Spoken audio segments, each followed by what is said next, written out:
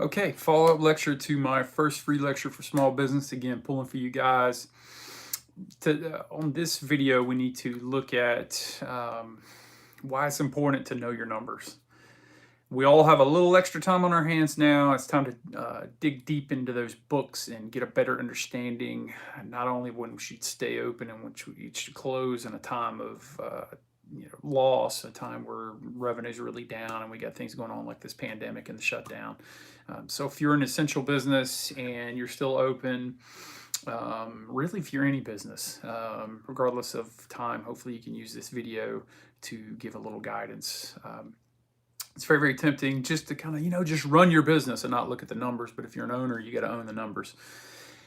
Two numbers in particular, adjust the camera here. Two numbers in particular, you really got to be all over are marginal cost and marginal revenue. Now in economics, economics really is just a second language. It's stuff we do every day. You just didn't know what to call it.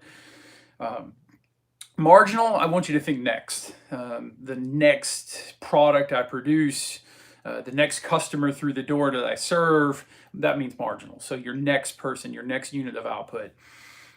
And then costs obviously are two things: fixed costs and variable costs. If you haven't watched my first 10-minute video where we're looking at when to shut down or not, that is very steeped in fixed costs and variable costs. I would very much encourage you to stop now, go back, watch that video first, and then come watch this video. So fixed costs are costs you can't avoid. Variable costs are costs that go up as you produce more. So if you're not producing anything, you don't have any variable costs. The lights are off, everything's off, there's no utilities on, that type of thing. If you're operating, you're burning more electricity, you're using more materials, more inputs to keep your business open. Fixed costs are like your mortgage and your rent and your depreciation, your taxes, things that are going to be paid either way. I would highly encourage you, if you're a business during this time right now, to look at the CARE Act, both from a personal level and a business level. There's all kind of options out there. There's actually a loan that can turn into a grant that you can apply for under the CARE Act. And on a personal level, you have the right now to take a forbearance on your mortgage for up to 3 months. And at the end of that 3 months, if you still can't pay it, you can get another 6 months. At the end of that 6 months, everything comes due at a lump sum at the 3 months and the 6 months that you pay everything back, but you get zero penalties for taking 90 days off or 180 days off. You got to take the first 90 and then get another 90. And if at the end of all that you can't do it, you can actually restructure your mortgage a lot easier than it would be, say, refinancing, and all that's under the CARE Act. So make sure you're taking some time to educate yourself as to what is being offered right now. So back to the business and what we need to know about marginal cost and marginal revenue. So first of all, marginal cost is the cost of serving one more customer. Marginal revenue is the revenue made from serving one more customer. So what we hope is that customers come through the door, our revenues exceed our costs, and that's called profit. During downtimes in the economy, during things like this pandemic, that can be, a little troublesome. So you have to really dive into your numbers and realize whether or not you want to stay open, and being able to make that decision, not just, this is a gut feel. No, based on data. It comes down to where you're operating, where you're covering your variable costs. Again, really, really important. You go back and watch that first video about the variable costs and the shutdown, stay open decision. But getting into this one this video is a little bit more about, okay, where do I pull those numbers? Well, let's start with marginal revenue. So I've got marginal revenue up here in this upper right-hand corner here in my home office. And it's very, very simple. So I've done a simple example of quantity, from 0, where I'm not producing anything, up to 8. Now, these are simple numbers for a simple example. Your numbers might be 0 to 800 or 0 to 800,000, whatever it is, 0 to 80, in terms of what you're producing looking at revenue. You need to know your price that you get from each one of this. So every time I sell a unit of whatever this is, I'm making $6. That's my price. And from that, I get my total revenue, which is price times quantity. So if I, for example, sold 5 units at $6, I'd make $30. My average revenue is every time I produce something, I get $6 more. Now, sometimes prices fluctuate as you serve more, so you may need to plug that in. I highly recommend Microsoft Excel. This is just something you can do very, very simple and come up with these numbers. What's key here is determining then marginal revenue. Marginal is just next. It means one more, okay? So one more unit, from going from 0 units of production to 1 unit of production, I get $6. So my marginal revenue is $6. My total revenue goes up by $6. If I go from 1 to 2 units, my total revenue goes from $6. Again, total revenue is price times quantity, goes from $6 to $12. So my marginal revenue is 6. So every time I sell a unit, I make 6 more bucks. Okay, that's marginal revenue. It's really not that complicated. Now, shifting gears to marginal cost. Adjust my camera here. We're down in this bottom corner here. Same thing. I'm looking at quantities 0 through 8. Okay, so fixed cost or costs you can't control. So they're fixed. All right. Whether you're producing or not, your fixed cost in this example is $3 a unit. Okay, that's your mortgage divided by how many units you produce. So very simple. I mean, you depending on your payroll, it could be a really big number, it could be a really small number, whatever. These are your fixed costs, 3. Okay, all the way through. So no matter whether I'm producing 0 or 8, it's $3. That's what makes it a fixed cost. Variable costs are something that go up over time as you produce more. Okay, so at first there's no variable cost because I'm not producing. If I produce 1 unit, my variable cost goes up by $2. Okay, so if I look at my total cost here now, total cost is fixed cost plus variable cost. If I look at my cost here, 3 plus 0 is 3. All right, so my total cost with no production is $3, which is all fixed cost. If I suddenly produce 1 unit, it costs me $2 in variable cost. 3 plus 2 is 5. My marginal cost then from going from 0 to 1 unit of production is $2. Okay, making that decision of going from making no output to 1 unit of output or 1,000 unit of outputs, whatever, is $2. All right. Going from 2 to 3, my variable costs, they escalate as you produce more. So my variable cost shot up to 5, so 3 plus 5 is 8. To go from 1 unit of production to 2 units of production cost me $3 in marginal cost. All right.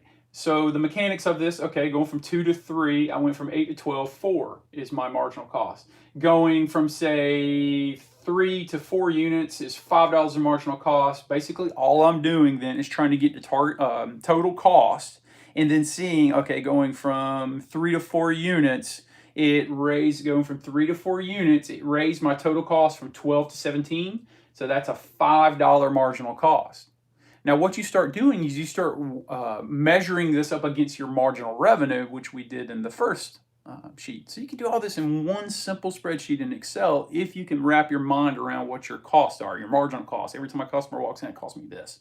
Again, variable costs are things like your hourly wage you're paying your employees, the lights being on, the water, how many tortillas you're buying for your holy moly burrito. I'm craving that. Got to get it soon. I'll see you guys soon. The cheese, everything you put into making a product or seeing a patient or selling a good. So in this situation, you got to pay back attention up here to marginal revenue. All right, my marginal revenue was always $6. Okay, you saw that I made $6 because the price I got continuously was $6. So file that number away.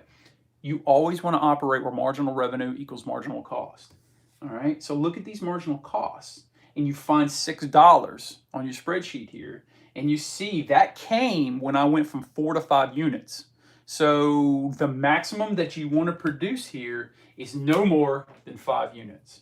Going from 4 to 5 yielded a marginal cost of $6. Do not go past 5. Okay? Do not go past 5. That's the math of it. It's very, very simple. All right?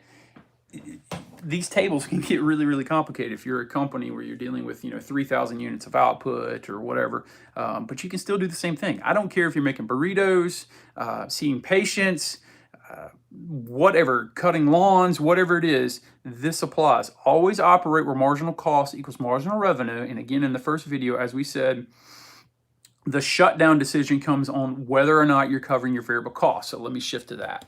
Now, everybody in economics like, I don't really understand the graph. I'll just do the numbers. Well, imagine that table, but you're dealing with hundreds of thousands of units.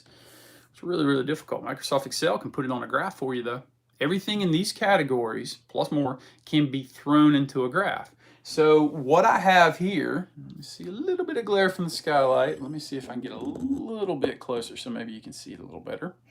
What I have here is a graph. Okay, I have a vertical axis that's just costs and revenues, all right, so dollars, and I have a horizontal axis which is quantity. So the higher I go up here, the more cost and revenues I have. The further I go over here, the more quantity I'm producing, the more patients I'm seeing, the more burritos I'm selling, the more lawns I'm cutting, etc., etc.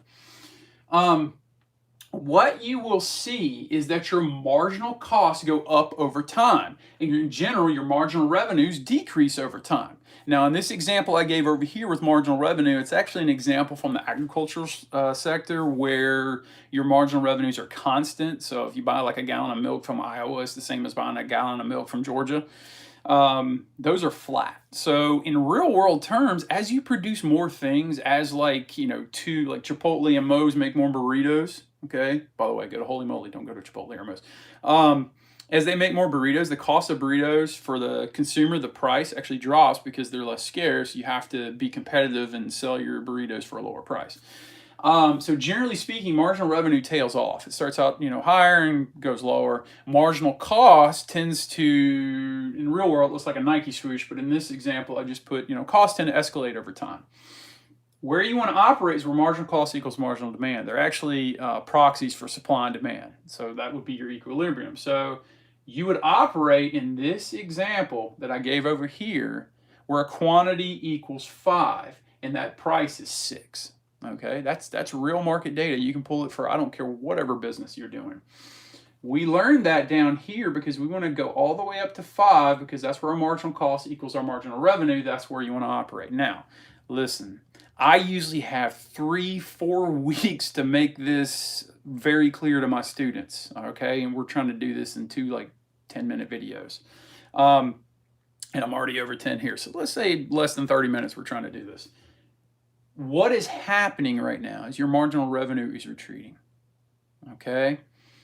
Your marginal revenue, you're seeing less customers, you're seeing less patients, you're seeing less whatever, is decreasing, all right?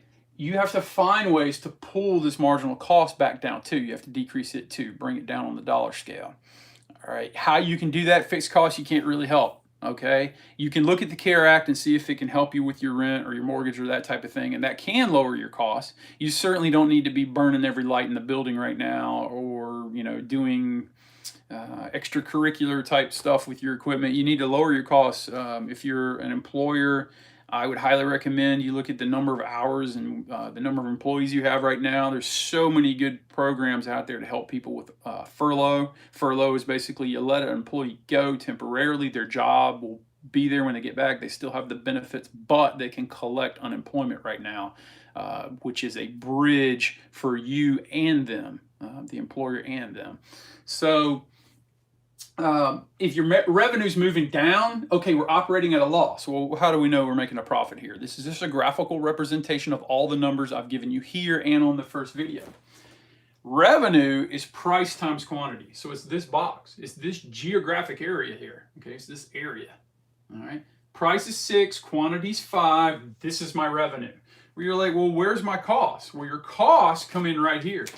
Right when you cross the average total cost curve here, and that's something that you can plug right into Excel and get. Average total cost is simply your total cost, which is your fixed cost plus your variable cost, divided by your quantity. So every time you see a customer, you need to know what that marginal cost is, okay? If you don't know this, let this be a wake-up call that every time you go and service a customer, every time you sell a burrito, every time you see a patient, every time you sell whatever, okay, you need to know what that costs you. You also need to know what it makes you, and then you can make very sound business decisions. All right, your costs are now here. You cross your average total cost curve here. Now, granted, we could look at it in a table, but a graph is so much easier to see visually. Now, some of y'all might struggle with this. I'm sorry. I usually have 3-4 weeks to do this in a classroom. Your costs are here. That's the dollar amount of your cost. This is the quantity of that cost, all right? So it's this box, if you will, and that is your revenue. The difference is that's called profit, okay? The difference between your costs and your revenues is profit, all right?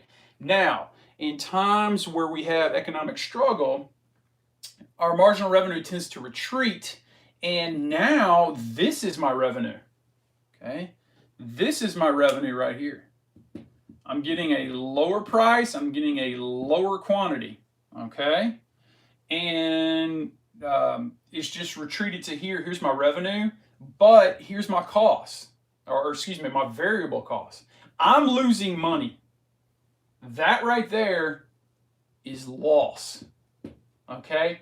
But I am covering my variable cost, which if you go back to the first video, you're better off covering your variable cost and a little bit of your fixed costs than you are inheriting all of your fixed costs, all right?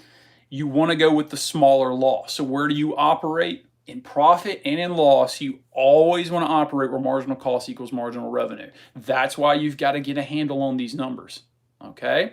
Now, let's say this quantity goes back to 3, all right? Why do you care? Well, the quantity, you've got to know how many employees, how many inputs are needed to serve this quantity.